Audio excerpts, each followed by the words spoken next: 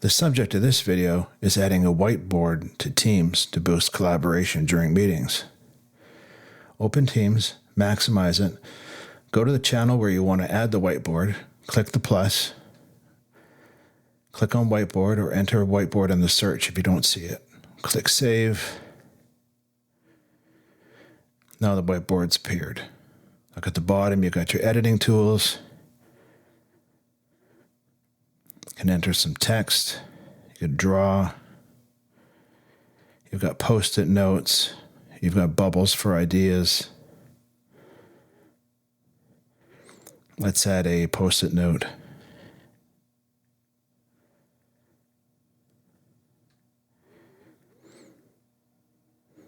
It kind of reminds me of Mind Map. If you've worked with Mind Map, that's a great product as well.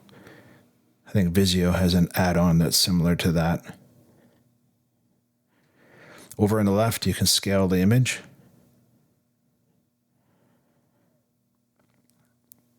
That concludes the video. Hope you enjoyed. Please click like and subscribe. Thanks.